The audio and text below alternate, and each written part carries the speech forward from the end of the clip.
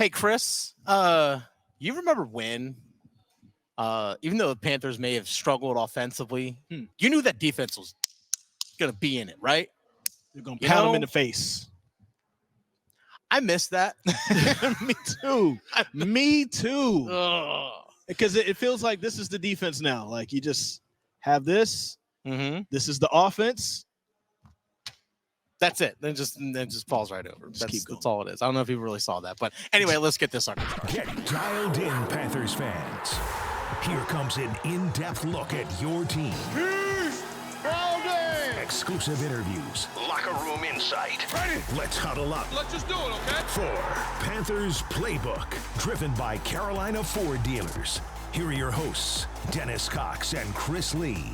Welcome back to another episode of Panthers Playbook. That's Chris Lea, Dennis Cox here with you. We're in Charlotte, actually, right now, and we're going to be in Charlotte this coming Sunday when the Atlanta Falcons come into town. That's a 4:25 kick, by the way. So we're actually in the shadows of the house that Matt Rule built, Bank of America Stadium.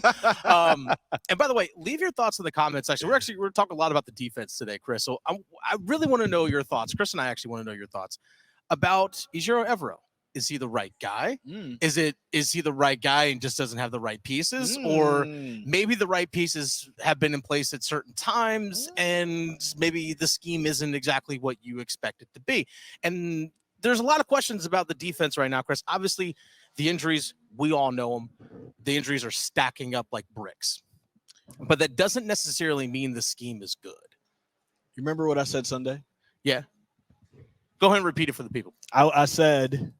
Now, I didn't think this was going to happen this fast, right? Oh, yeah. But I said Robert Saleh needs to go ahead and look at some real estate in Charlotte because he is Alex Canales' friend. Shout outs to Jonathon Vilma. Yeah. He's Dave Canales'. I wonder if Deontay Thompson will play defense and be a two-way player as well. That'll be awesome because we might need him for that. Seriously. No, but like Dave Canales is friends with Robert Saleh.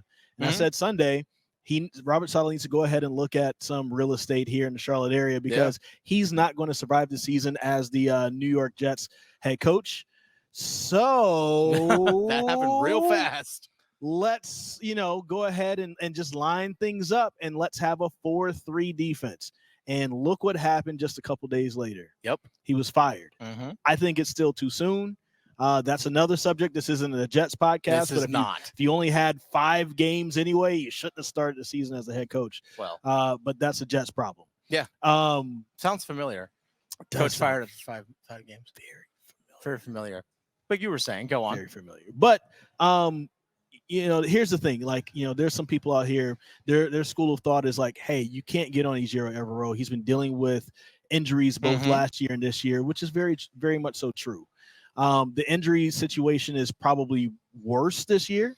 Oh, by far. Than last year. By far. Mean, you still have Shaq being out for the year. You had other injuries and stuff on defense.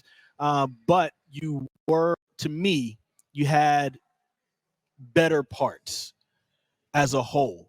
At least parts. I don't want to say better. The parts had more. Talk about this year? From last year. The parts on the defense last year had they were together more. They had more. They were more of a unit because you had guys like Frankie Lou who was returning. You had Brian Burns who had been on the team for a few years. You had Dante Jackson who had been on the team for a few years. Derrick Brown has been there for a few years. Jeremy Chin, like you had pieces that were already used to each other. They knew how to communicate with each other. Now they just needed to get used to this new system. You got a lot of new guys this year, and a lot of these guys came from this same system in other places, whether it's Denver or the Rams, and it still doesn't look good. Even though, of course, it's a lot of players are new. Yeah, they're still trying to figure each other out. There's been a lot of injuries and stuff like that. I think we've seen enough returns on whoever has been there with the defense to show that this defense isn't cutting it. When it's an automatic. If we are 4th and goal at the inch line, and it's going to be automatic for the team to score, for the other team to score in the Panthers, that is a problem. And right now, it is almost automatic. Well, Chris, I actually in this handy-dandy notebook. That set you up really nicely. I got some numbers for y'all. Some numbers. Okay, so Dave Canales post-game and even on Monday said, what are the 3 key phases of the game that they got beat on this past Sunday? Red zone.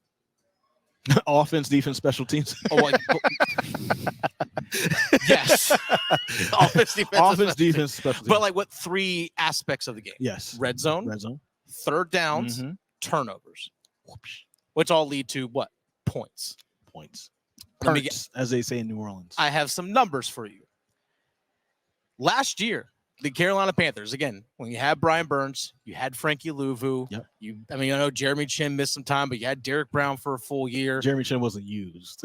well, there was also that too, which we'll get into that actually here in just a second. Why wouldn't you get your best 11 players on the field? Evero. So last year, the Carolina Panthers were 28th in the NFL in red zone touchdown percentage defensively. So this is the amount of times that opposing teams get into the red zone. What's the percentage of which they score? Yep. 63.16% last year. That's 28th in the NFL. Dang. Yeah, that's not good. This year, 87.5%. Oh. Dead last in the NFL. Oh, they're getting a B+. Yeah, exactly. they're getting a B+ and letting them in the zone. I mean, that's what it is. Might as well go for an A-. So also, you look at turnovers per game, right? Turnovers per game. Last year, 0.6 turnovers a game. The defense forced. Dead last in the NFL. This year, they're averaging 1 turnover per game caused. 16th in the NFL. Middle of the pack. Literally middle of the pack. It's still early. Third down percentage. Okay. Last year, teams converted against the Panthers 38.1% of the time, 14th in the NFL. Middle of the pack. That's not bad. Middle of the pack, not bad. This year, 46.88%. That's 29th in the NFL. Which again, that leads into points, right? Panthers last year gave up 25.5 points per game, 29th in the NFL. This year, 33 points per game, dead last. And I will say that last year, part of the difference with that, giving up 24.5 per game, you could probably give 7 to 10 of that to the offense for turnovers and giving the defense a short field. Well, this is again ties into I say about red zone because generally in those sudden change situations, you want to force field goals. Yes. They didn't do that good last year. No, they didn't. So that's the thing as well. Like when those critical areas, red zone, you had to force field goals defensively. Right. They didn't do that last year. Now, I also talk about, again, the personnel. Last year, the Carolina Panthers, their sack numbers were very low. Now, granted, you're trailing in games, so less opportunities for sack. That's teams are running the ball. They're not dropping back as much. This is why you bring up sack percentage. So you look at the number of dropbacks. How many sacks do you get based on numbers of dropbacks? Again, percentage over the course of 17 games last year. 5.31%, 31st in the NFL. This is when you have Brian Burns, okay? This year, 4%. So the number dropped, but here's the thing. That's 30th in the NFL. So actually, they're one better, even though the percentage dropped. I know last year you look at yards, for example. Yards don't always tell the story. I know they say like, rankings of defense. You're looking at just yards. I look at the critical areas. I understand that last year, yards per play, Panthers were 6th in yards per play defensively last year. Yeah. That's awesome.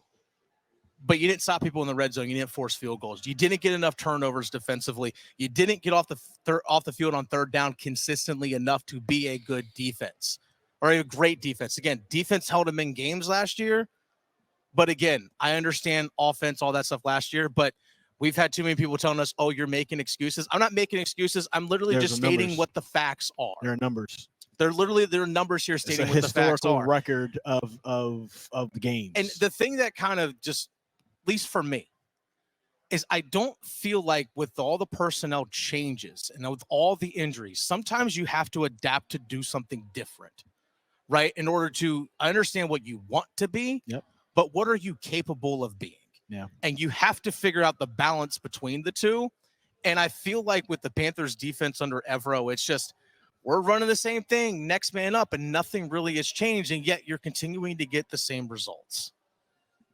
And that's the thing that kind of frustrates me when I look at the defense right now. Again, I understand injuries and all that stuff, but you know what J.C. Horn said just a couple of days ago? Doesn't matter who's in there. You got a job to do. You're paid to do it. Here's something that, like, I think we brought this up before that I think about as well. Like, Evero, we talk about his time with the Denver Broncos. It was just 1 year. he took over for an already good defense. Yeah. Like the Broncos have been stout on defense for a while.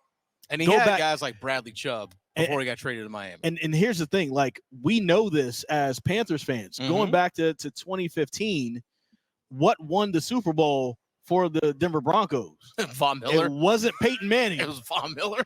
Peyton Manning could barely throw the ball. Oh, yeah. It was bad decisions from the Panthers coaching staff going away from what they did normally during the season.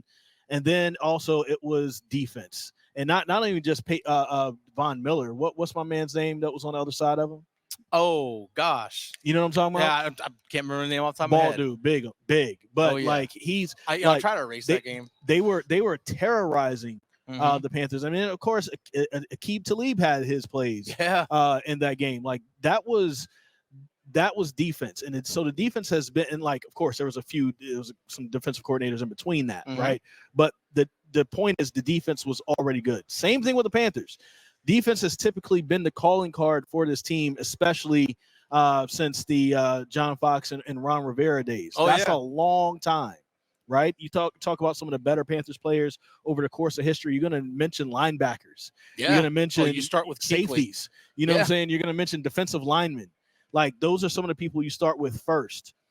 And now I don't want to say that, like, he's ruined. You can't say he ruined the Broncos because he wasn't there long enough, but now he's kind of ruined that with the Panthers. Yeah. And again, he inherited two good defenses. So now we get a chance to see what he's doing on his own.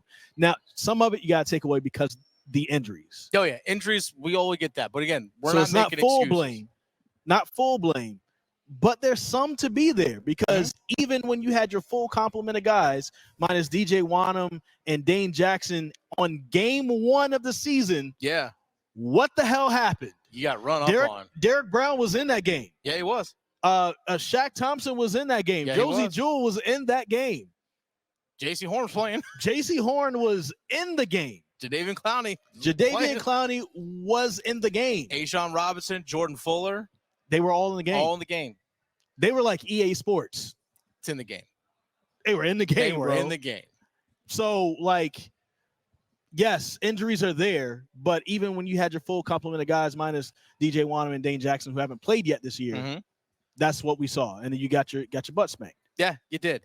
And I'll kind of wrap up defense on this. They're thinking about last year. It's like we thought that one of the young defensive players that we thought was going to be a stalwart for this team, for this franchise for a long time, and Jeremy Chin, all of a sudden just isn't playing. I was like, last time I checked, that dude can ball. Last time I checked, Jeremy Chin is a hell of a player. And all of a sudden, he's just not on the field. Wasted opportunity. I was just like, how do you not, again, adjusting your scheme to the players that you have? They could use Jeremy Chin right now. Absolutely they could. Absolutely they could. Well, I'm sorry, you had something else to add? Well, I was actually going to get to Chuba Hubbard here talking about using players, but make your point. Well, I was just going to, not necessarily a point, but just more so like just the news of the week. So, Shaq Lawson and Deshaun Williams have been signed by the Panthers. So Deshaun Williams up with the full 53-man roster, Shaq Lawson with the practice squad. So, like, those guys, fringe NFL guys right now anyway, but like it gives you, they have good history. For the contingent out there that, want the Panthers to get more Clemson guys. There you go. There's 2 right there. I'm interested to see if they add anything at all to this. Yeah. Maybe they do. Not holding out hope. But it's a lot of it too is going to have to be complementary all around. I just don't know if this scheme, I don't know if I like this scheme.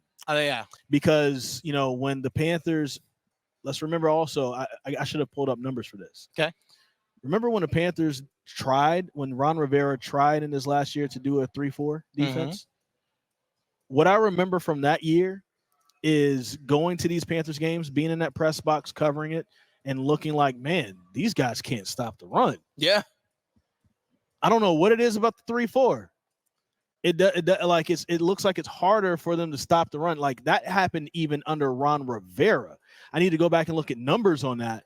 But like that just from the eye test and what I just remember seeing, like it wasn't that bad before. And now this is starting to look like it's 2019 to me. Yeah. And then sure enough, coach got fired during the season and that one too. A lot of that in the conversation. Real quick, speaking of young players and using them properly, can we get the ball to Chuba Hubbard more than 13 times? Bruh. I'm like, the dude is like, the guys, you handle the ball, he's getting 4, 5, 6 yards. And then sure enough, in back-to-back weeks, he's popped off the 2 longest runs of his career, both 38 yards, one going to the house that gave you a 7-0 lead. And then all of a sudden, he's, like you mentioned, post-game, he's not on the field. He's not getting the ball, especially when you went for it. You had a turnover on downs when you had 3rd and 3 and 4th and 3, and you threw the ball both those times. Why didn't you get the ball to Chuba Hubbard? Okay, this went around on Twitter this past week. It's not showing up super well, but you know. Went around on Twitter. Go to my Twitter. I retweeted it a few days ago. At Chris Lea TV. This is rushing success rate through week 5. Who is the number 1 player on that? That is Chuba Hubbard. Look at the attempts too, and then just go down and look at the attempts. Yeah. What stands out? 68 of them, and then I also see some other guys that have 105, 95, 96, 95. Yeah, a lot. So he has the highest success rate, and he's being used almost the least. There's a 53 and a 54 in here. But those guys aren't as successful as Chuba Hubbard. But they're not as successful as Chuba Hubbard is. That's Jahmyr Gibbs and Travis Etienne. Oh, first-round picks. Bijan Robinson, first-round pick. His 16th on his list with 67 attempts, and we complain that Atlanta doesn't use him as much. Hopefully, they don't use him as much this week too. Yeah, stick to that plan. We like that. We like that. Don't use him. Do not throw it to Kyle Pitts either. You don't like to throw it to him either. Don't all of a sudden do that here. Nah. And look, Ray McLeod, do not have a revenge game because people love like having their revenge, like those fringe, those weird like. I've been with the Carolina Panthers for just 1 year, and I'm going to come back and have this monster game against them. Like you remember when Demir Bird was with the Falcons, and he had like that one awesome game. Yes. And it's like, what? Yes. That was like the most awesome game of his career. Ray McLeod, don't have an awesome game. Yeah, don't do that. But let's get back to this. Chuba Hubbard, if we're a team that's going to be running and that we are focused on the run as Alex Canales, shout outs to Jonathon Vilma, says, I'm not going to let that go, by the way. Please don't. We need to run him more than that. And yes, the team got behind before, but I go back to this. After that 38-yard touchdown, the next drive, who was in the backfield? A lot of Miles Sanders. I like the 2-back set where you use Miles Sanders in motion. Yeah.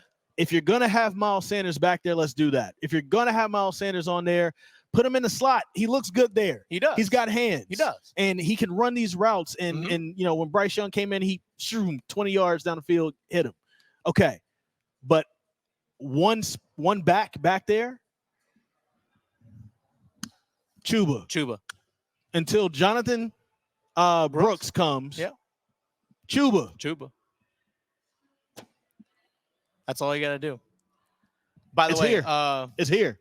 One last note as we wrap things up here on Panthers. It's here. It's right here. It is right there. It's literally, right here. It's right there. One last note here on the Carolina Panthers as we wrap Panthers playbook up this week, Chris. Panthers don't have a lot of sacks this season. Twice so far this year, the Panthers have released or waived their leader in sacks. Because remember, after week two, they waived Echo Leota. Thank you for leading us in sacks, Echo Leota. And then get back to Asheville. I hope him and his family are okay. No, legit. Seriously. I hope him and his family are okay. Of course, the Steelers picked him up. Go figures on their practice squad. And then Jaden Peavy was waived on Wednesday of this week. Now there's a chance he can be brought back to the practice squad and all that stuff. But Jaden Peavy was the leader in sacks at 1.5. Hey, get out of here. Hey, guess what? We don't want sacks. You get sacks, you're getting sacked. Get out of here. Your name better be Jadeveon Clowney, okay? Oh, it's not? You're out of here. Give your thoughts in the comments section. By the way, again, we're going to be at Bank of America on Sunday. A little bit of a later episode because it is a 4:25 kick, but we're going to be there against the Falcons. We might as well get we're not making predictions. An apartment in Charlotte. As much as we're in Charlotte, we're in Charlotte right now for ACC tip-off. I got to come back down to Charlotte for the game, and I'm gonna, ride together. We're in Charlotte all the time. We're here often. We're here. We're here.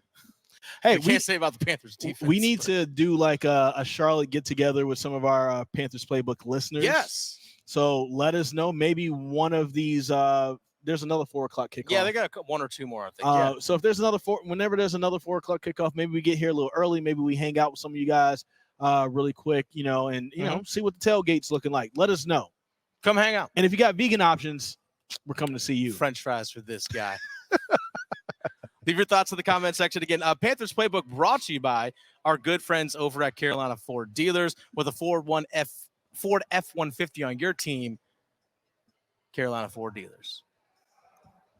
We out. He remembered that from up top. I did. I probably butchered it, but hey, Jonathon Vilma.